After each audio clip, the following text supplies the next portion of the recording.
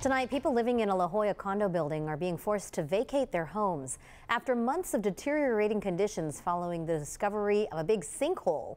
And neighbors say the city is responsible. CBS 8's Brian White is working for you to find out what went wrong and what's being done to fix the problem. Brian? It all started with a sinkhole next to this building on Gilman Drive, and it got progressively worse and more unsafe until now. Tenants had to vacate the building. You know, at this point, we're in the hotel. There still no answers as to what we're going to do with all of our stuff. Kyle Vors, tenant at La Jolla Terrace condos, in limbo now with his wife living at a hotel after having hours to clear out of this building. All the furniture are closed, just all of it's just sitting there.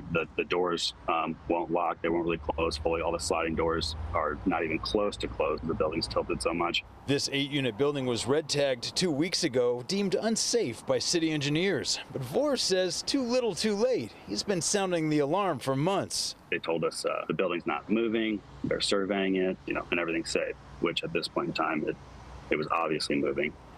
Sidewalks, were still falling in. The initial sinkhole was discovered in March, and city crews determined that a section of storm drain pipe had collapsed, so they deployed an emergency contractor to begin shoring up the site. Getting all the vibrations in the house, they're doing the boring machines, within like a foot of the balcony, same with the pile drivers, and that's when the whole house is shaking the entire time.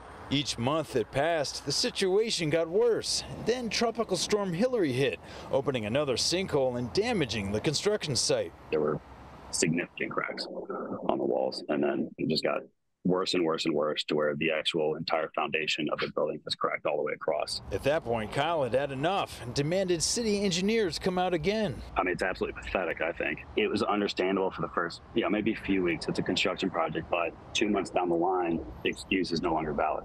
Walking around the building, I found these cracks showing on the exterior walls. I reached out to the city, and a spokesperson told me, quote, city contractors are still working to determine the cause, damage, repairs, and timeline related to the water main break. And they're working diligently to assess the situation and provide a solution as quickly as possible. It's incredibly disappointing, and I think that should be known, and I think the city should take responsibility for it. In La Jolla, working for you, Brian White, CBS 8.